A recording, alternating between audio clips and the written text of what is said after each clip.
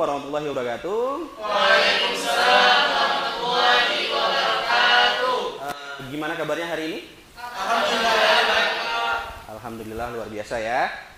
Meskipun kita di jam terakhir kondisi panas, kemudian mungkin ya sudah pada ngantuk, semoga teman-teman masih tetap semangat. Semangat. Sebelum kita memulai kegiatan perkuliahan kita hari ini, ada baiknya kita membaca basmalah. Semoga pertemuan kita hari ini mendapat keberkahan dan ilmu yang dapat diterapkan di kemudian hari. Baik, kita baca basmalah. Bismillahirrahmanirrahim. Oke, karena ini sudah siang, ngantuk, supaya memang nggak terlalu tegang ya. Coba kita berdiri dulu, refleksi diri dulu ya. Refleksi, silahkan yang cewek hadap ke kanan. Kanan mana? Oh, maaf. Kiri. Nah, oke. Yang cowok kebalikannya. Oke, silahkan dipijat dulu punggung temannya. Oke, ya. Oke, sudah. Kemudian, udah cukup. Kemudian yang balik badan. Nah, ulangi kembali. Nah, yang ngadep-ngadepan jangan sampai pijat ya. Oke. Nah, dipijat gantian. Oke, dah cukup dulu. Supaya nggak ngantuk nih. Oke. Ya, sebelum kita mulai perkuliahan, ini izinkan saya untuk mengabsen dulu untuk kehadiran teman-teman hari ini. Ya. Yang pertama, Adiah ada? Hadir. Kemudian Anggi? Hadir, Pak. Anggi. Diki Afrizal? Adinda Dwi Aryani? Hadir, Pak. Evi Tri Utami? Hadir, Pak. Kemudian Ghafur Mu'alif Al-Basid? Oke. Kemudian Hasbi Asidiki? Intan Delia? Hadir. Nilam Cahaya? Hadir, Pak. Hadir. Nurjatul Jannah? Hadir, Pak. Raihan? Hadir. Kemudian Budi Irawan? Hadir. Kemudian Sri Utami? Hadir, Pak. Wahyu Andri Widayan, maaf. Oke, alhamdulillah. Ternyata nih rajin semua nih. Semangat. Meskipun jam terakhir masih tetap semangat ya teman-teman ya. Oke. Sesuai dengan RPS yang telah saya bagikan sebelumnya, hari ini kita akan belajar terkait dengan metode penelitian hukum. Ini adalah pertemuan keempat. Sebelumnya saya akan jelaskan dulu apa yang akan kita pelajari hari ini. Kita hari ini akan belajar terkait dengan pengertian daripada penelitian hukum, kemudian kegunaan dan tujuan dari penelitian hukum, syarat dan ciri penelitian hukum, serta jenis-jenis dalam penelitian hukum. Mengapa hal ini perlu dipelajari? Di sini ada tujuan pembelajaran dari pembelajaran kita hari ini. Yang pertama memang sesuai dengan RPS yang sudah saya sampaikan sebelumnya, itu mampu menganalisis. Tujuannya adalah supaya mahasiswa mampu menganalisis konsep dan terminologi dalam metodologi penelitian hukum untuk diterapkan dalam konteks penelitian aktual. Kemudian sub CPNK-nya adalah agar mahasiswa mampu menganalisis metode penelitian hukum dan mengevaluasi karakteristiknya dalam mengidentifikasi metode penelitian hukum, kegunaan dan tujuan penelitian hukum, ciri dan penelitian hukum, serta menjelaskan jenis-jenis daripada penelitian hukum itu sendiri. Oke, sebagai apa ya? Recalling atau mengingatkan kembali terkait dengan pertemuan kita sebelumnya. Sebelumnya kita belajar terkait dengan pengertian daripada penelitian. Masih ada yang ingat apa itu penelitian? Ya, Pak. Apa? Penelitian adalah pencarian kembali terhadap suatu kebenaran. Oke. Masih ada yang ingat ya? Yang lain ingat nggak? Alhamdulillah ingat ya. Nah, saya yakin kalian masih ingat ya. Jadi sesuai dengan pertemuan yang sebelumnya, memang penelitian hukum itu penelitian atau dalam bahasa Inggris itu disebut sebagai research. Research misalnya teman-teman itu adalah kembali, search itu adalah mencari. Jadi penelitian itu adalah pencarian kembali. Pencarian kembali apa? Yang dicari itu apa? Yang dicari itu adalah terhadap suatu kebenaran. Jadi secara umum bahwasanya penelitian merupakan suatu kegiatan yang ilmiah yang berkaitan dengan menganalisis konstruksi yang dilakukan secara metodologis, sistematis dan konsisten. Konsisten maksudnya. Sistematis ini berarti dilakukan berdasarkan perencanaan dan tahapan yang jelas. Itulah guna daripada yang namanya metodologi. Harus ada perencanaan jelas dalam melakukan suatu kegiatan, termasuk hal ini dalam kegiatan penelitian. Kalau misalnya kita sudah tahu terkait dengan apa itu penelitian, nah, kalau misalnya penelitian hukum itu apa? Mungkin ada yang mendefinisikan sendiri nih. Penelitian hukum. Mencari kebenaran ya penelitiannya. Tentang hukum. Oke, bisa.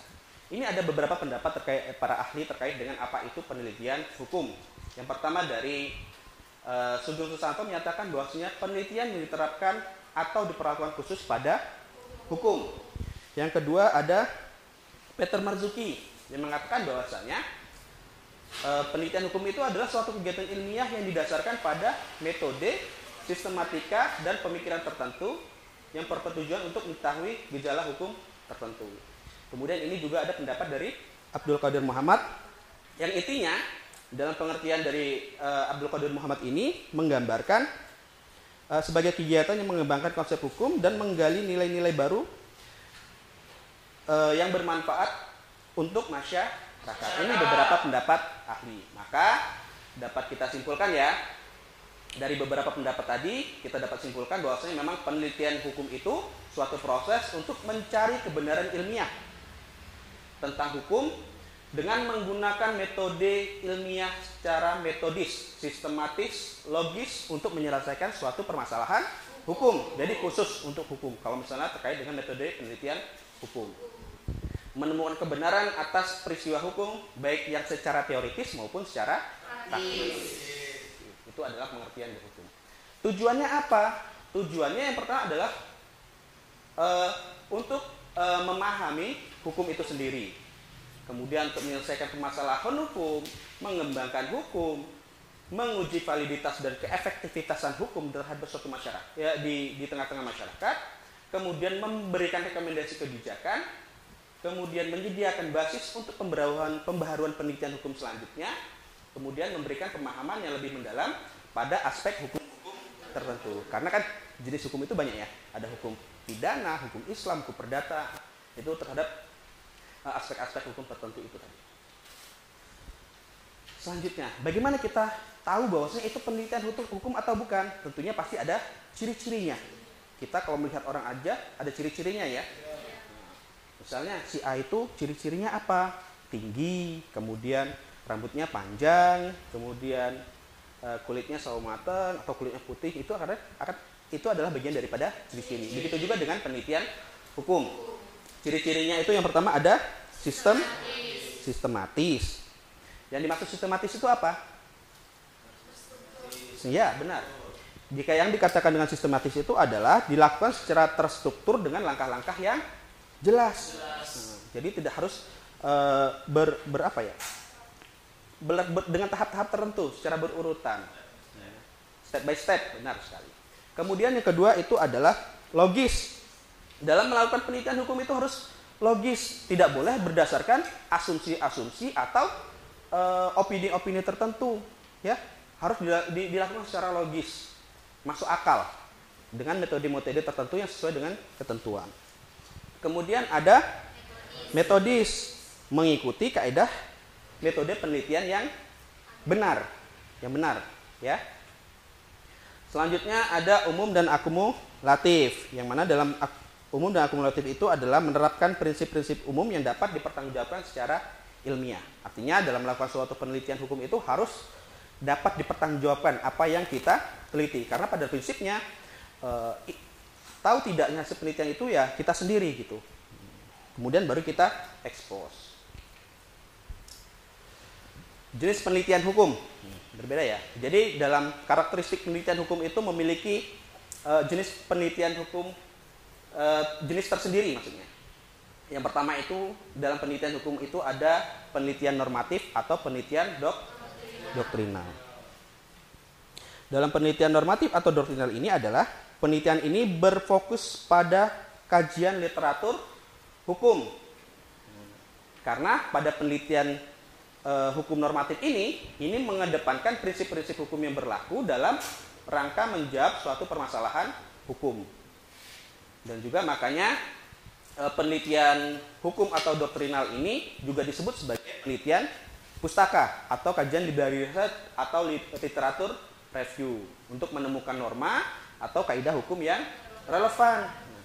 Dalam penelitian normatif ini juga bedanya dengan penelitian lapangan atau penelitian empiris, itu dia tidak menggunakan data primer. Jadi dia hanya menggunakan data sekunder.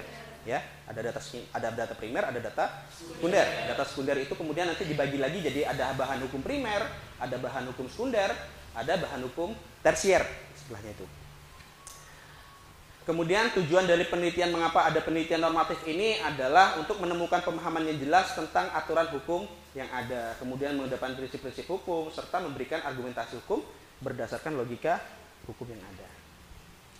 Kemudian selanjutnya yang kedua ada penelitian empiris atau non-doktrinal. Bedanya, kalau tadi penelitian normatif itu hanya berfokus pada kajian literasi, kalau misalnya penelitian empiris itu memandang hukum itu sebagai suatu fenomena sosial. Sebagai fenomena sosial di dalam masyarakat, yang mana fokusnya itu lebih kepada praktek hukum dalam dunia nyata. Kita itu langsung melihat bagaimana praktek hukum di tengah-tengah masyarakat itu, kemudian kita kaji berdasarkan metode yang tepat, kemudian mengambil melalui menggunakan data primer, baik menggunakan wawancara, observasi, survei maupun studi kasus. Jadi biasanya kalau penelitian empiris itu lebih kepada gap antara teori dan praktek. Nah, ketika memang ada teori dan praktek, itu ada gap ketidaksesuaian, maka di situ ada masalah. Nah, itulah nanti yang biasa diangkat menjadi penelitian hukum empiris. Kemudian contohnya penelitian hukum empiris ini ada misalnya terkait dengan studi tentang efektivitas kebijakan hukum tertentu, kemudian tingkat kepatuhan masyarakat terhadap suatu aturan, itu yang dikaji dalam penelitian hukum empiris. Oke, dalam tadi penelitian doktrinal. Nah, dalam penelitian doktrinal ini juga atau penelitian normatif ini dibagi jadi beberapa bagian. Ada asas-asas hukum, kemudian sistematika hukum, kemudian taraf sinkronisasi hukum, sejarah hukum, dan perbandingan hukum. Kalau asas-asas hukum itu, ini lebih kepada memahami asas-asas dasar atau pondasi terhadap suatu sistem hukum. Karena sebelum diberlakukan hukum atau aturan itu, pasti ada asas-asas yang mendasari mengapa aturan itu diberlakukan. Itu yang diteliti dalam penelitian hukum, asas-asas hukum tadi. Kemudian sistematika hukum. Kalau misalnya terkait dengan sistematika hukum itu sendiri, itu berfokus pada penyusunan dan pengorganisasian hukum ke dalam suatu sistem yang teratur atau yang logis. Dalam sistematika hukum ini biasanya disusun menjadi bagian-bagian yang lebih spesifik, seperti memang sistem hukum pidana, sistem hukum perdata, kemudian sistem hukum internasional, dan sebagainya, itu banyak. Kemudian yang ketiga jenisnya ada taraf sinkronisasi hukum. Kalau misalnya dalam taraf sinkronisasi hukum ini mengkaji atau berfokus pada tingkat kesesuaian aturan satu dengan aturan lainnya, supaya memang tidak terjadi pertentangan. Karena kan memang karena negara kita ini adalah negara hukum ya, yang kemudian segala aturannya itu tergantung kepada kodifikasi hukum yang berlaku, maka memang banyak aturan-aturan yang mungkin dirasa tumpang tindih dan segala macam. Nah, asal itulah yang akan diteliti dalam penelitian taraf sinkronisasi hukum. Kemudian terkait dengan ada sejarah hukum juga. Sejarah hukum ini berbicara meneliti terkait dengan sejarah pembentukan hukum. Kemudian ada juga komparatif hukum atau perbandingan hukum.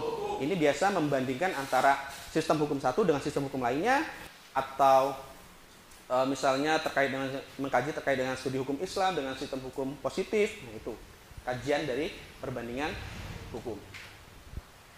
Kemudian kalau dalam penelitian empiris atau non doktrinal tadi jadi dibagi juga menjadi dua.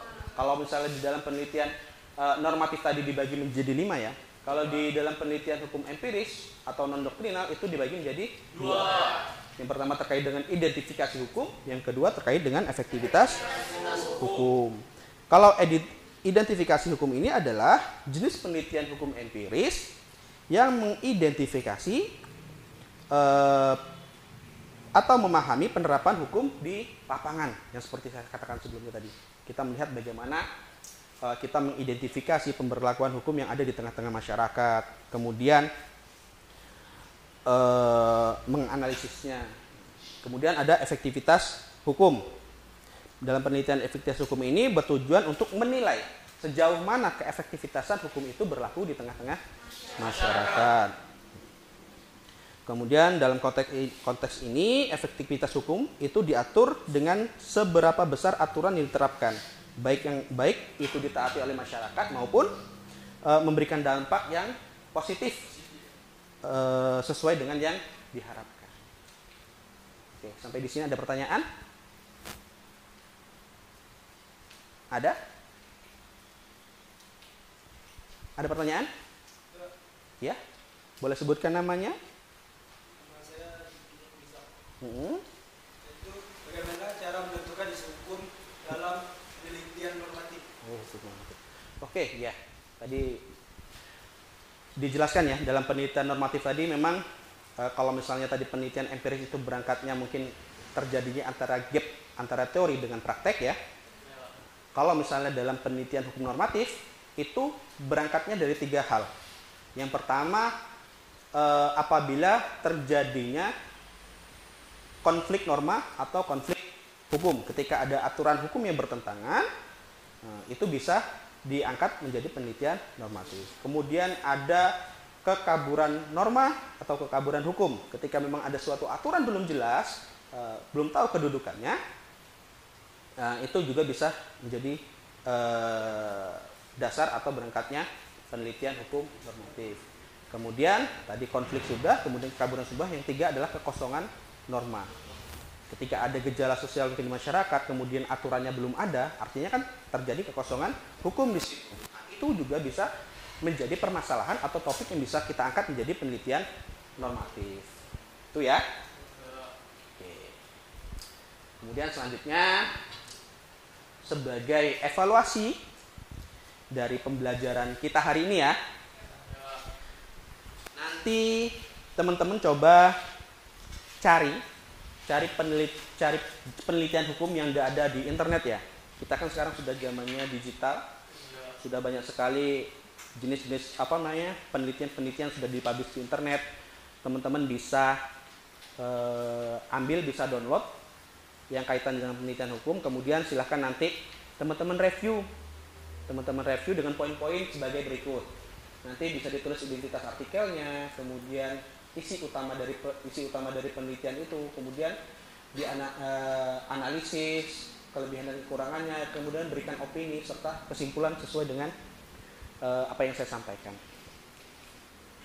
Oke, paham ya terkait dengan tugasnya? Sebagai evaluasi ini supaya memang teman-teman bisa lebih paham lagi terkait dengan bagaimana metode penelitian hukum tersebut.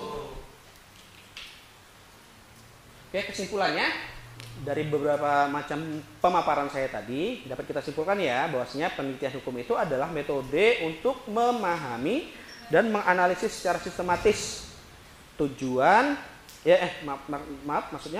tujuannya memberikan solusi untuk mengembangkan ilmu pengetahuan. Serta kegunaannya meliputi peningkatan pemahaman hukum, membantu penyelesaian masalah praktis dan mendukung pembaharuan peraturan. Kemudian penelitian ini memiliki syarat yaitu berbasis metode ilmiah, sistematis dan jelas dalam tujuannya. Ciri-cirinya mencakup pendekatan normatif, empiris, data relevan serta sistematika yang teratur. Oke, teman-teman nanti silahkan baca, nanti akan saya share juga terkait dengan ini, dengan presentasi. Oke, mungkin untuk pertemuan hari ini kita tutup ya. Saya tutup dengan pantun, bunga mawar bunga selasih, warnanya cerah tiada duanya. Cukup sekian dan terima kasih. Nah, kalau masih ada yang ditanyakan silahkan bertanya. Ya, oke. Mungkin sampai di sini dulu pertemuan kita hari ini. Kurang lebihnya saya mohon maaf. Mari kita tutup pertemuan hari ini dengan mengucapkan hamdalah. Alhamdulillahirabbil alamin. Saya Saya tutup, saya akhiri. Wabillahi taufiq wal hidayah. Wassalamualaikum warahmatullahi wabarakatuh.